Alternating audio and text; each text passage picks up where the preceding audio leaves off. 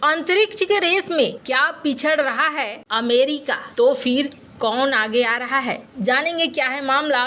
तो वहीं दूसरी तरफ क्या हाइफा पोर्ट पर हो गया है हमला। जियोपॉलिटिक्स में बहुत कुछ चल रहा है, हमेशा की तरह जानने को मिलेगा बहुत कुछ। आइए जानते हैं इन खबरों को विस्तार से। चीन के ज़ेंग 6 प्रोब ने 2 जून को चंद्रमा के उस हिस्से में उतरने में कामयाबी हासिल कर ली जो हिस्सा पृथ्वी से दिखाई नहीं देता है, और चीन अपने इस मिशन के जरिए चंद्रमा की मिट्टी को लाएगा ताकि उसकी जांच की जा सके। चीन के इस मिशन के बाद एक चीनी कमर्शियल प्रक्षेपण कंपनी ने 29 मई को सेरेस 1 ठोस रॉकेट के दूसरे समुद्री प्रक्षेपण के जरिए 4 उपग्रहों को पृथ्वी की कक्षा में भेजा। ये प्रक्षेपण 2024 में चीन का 25वां कक्षीय मिशन था। चीन के मुख्य अंतरिक्ष ठेकेदार ने इस वर्ष की शुरुआत में कहा था कि देश 2024 में लगभग 100 प्रक्षेपणों की योजना बना रहा है, जिनमें करीब 30 कमर्शियल मिशन शामिल है। ऐसा कोई दिन नहीं है जब चीन का अंतरिक्ष कार्यक्रम चर्चा में न हो।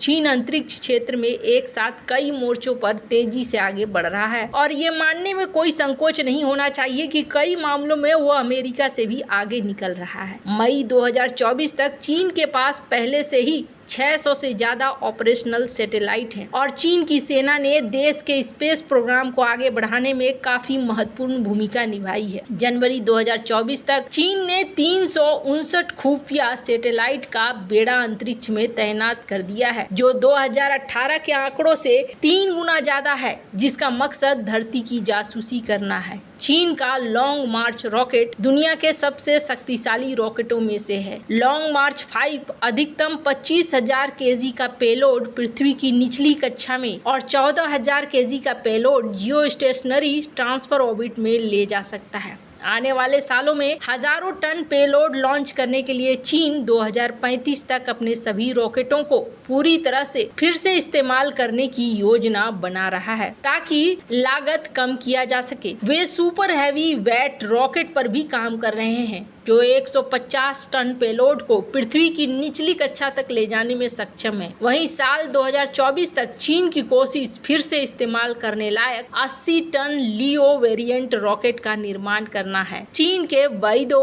सैटेलाइट नेविगेशन सिस्टम में 35 सैटेलाइट शामिल हैं।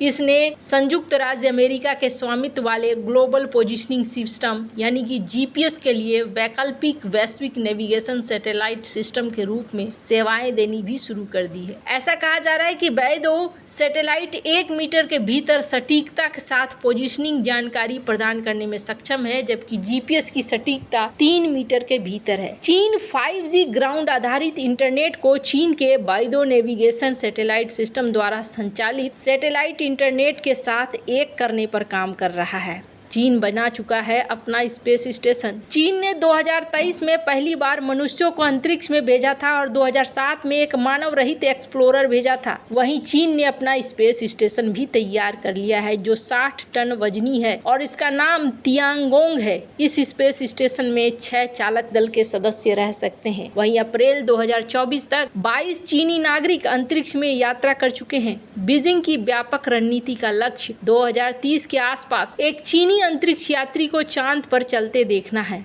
वहीं चीन की योजना चंद्रमा पर भी एक बेस बनाने की है। चीन के पास अपने चंद्रमा और मंगल लैंडर के लिए एक स्पष्ट समय सारणी है। इसके अलावा चीन एडिशनल क्यूकियाओ और तियांडू सैटेलाइट के साथ एक CIS लूनर रिले आर्किटेक्चर भी बना रहा है। रूस और चीन ने 2035 तक चंद्रमा पर मानव रहित एक साझा परमाणु रिएक्टर बनाने की योजना की घोषणा की है। चीन अंतरिक्ष से ऊर्जा प्राप्त करने के लिए ऑर्बिटर सोलर पावर प्लांट की योजना बना रहा है। चीन ने अंतरिक्ष के शांतिपूर्ण उपयोग के लिए सभी संधियों पर हस्ताक्षर कर रखे हैं, लेकिन अमेरिका का कहना है कि चीन का स्पेस मिशन काफी खतरनाक है। अमेरिका ने ऐसा दावा इस आधार पर किया है क्योंकि साल 2007 में चीन ने अपने एक पुराने और निष्क्रिय मौसम सैटेलाइट को नष्ट करने के लिए एंटी सैटेलाइट हथियार का इस्तेमाल किया था। और उसके बाद से चीन लगातार ground based mid course missile interception तकनीक कहे जाने वाले मिसाइल को बेहतर बनाने के लिए और भी कई परीक्षण किए। कुछ विश्लेषकों का मानना है कि चीनी सेना अंतरिक्ष में सैटेलाइट्स को उड़ाने के लिए हथियारों का निर्माण कर चुकी है। ऐसी टेक्नोलॉजी और भी ज्यादा विकसित हो रही है। 2022 में चीनी सैटेलाइट को एक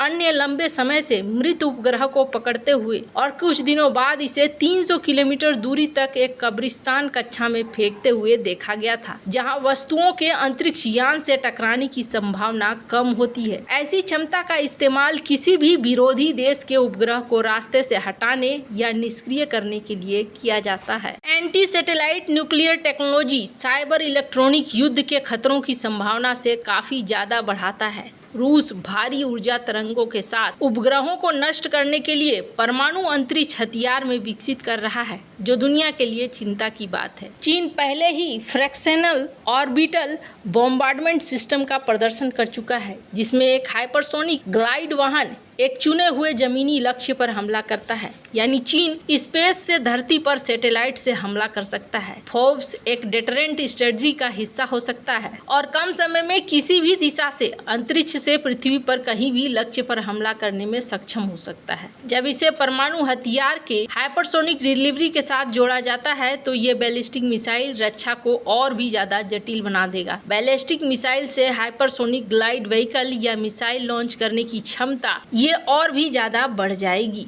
पर यहाँ पर कहा जा रहा है कि अमेरिका अभी तैयारी ही कर रहा है। भारत ने भी स्पेस टेक्नोलॉजी में सभी पहलुओं और क्षेत्रों में महारत हासिल की है, लेकिन चीनी खतरे को ध्यान में रखते हुए फिलहाल भारत की क्षमताएं काफी कम हैं। लेकिन एक्सपर्ट का मानना है कि भारत को चीन के साथ कंपटीशन करने की जरूरत नहीं है। उसे अपनी आर्थिक और सुरक्षा आवश्यकताओं के लिए काम करना चाहिए। चीन के पास पूरी तरीके से कार्यात्मक वैश्विक उपग्रह नेविगेशन प्रणाली है, जबकि भारत की क्षेत्रीय प्रणाली नाविक अभी भी धीमी गति से प्रगति कर रही है। हिमालय और उत्तरी हिंद महासागर तक चीन का अंतरिक्ष आधारित ISR कवरेज बिना किसी रुकावट के जारी रहता है, लेकिन स्ट्रेटेजिक ऑपरेशन जरूरतों के लिए भारत को भी स्पेस कम्युनिकेशन की रफ्तार को बढ़ानी होगी और इसके लिए काफी संख्या में सैटेलाइट की जरूरत होगी। तब तक हम विदेशी स्रोतों पर निर्भर रहेंगे। इसके अलावा भारतीय सेना को ज्यादा से ज्यादा उपग्रहों की मांग करनी चाहिए और सरकार से अतिरिक्त आवश्यकता के लिए धन प्राप्त करना चाहिए। ये सब कुछ इस वक्त चल रहा है। खैर, जहाँ एक तरफ इजराइल और हमास युद्ध शुरू होने के बाद लाल सागर में अंतर्राष्ट्रीय शिपिंग लेन से गुजरने वाले व्यापारिक जहाजों पर लगभग 2 दर्जन हमले हो चुके हैं। यमन के हूती विद्रोही जहाजों को निशाना बना रहे हैं।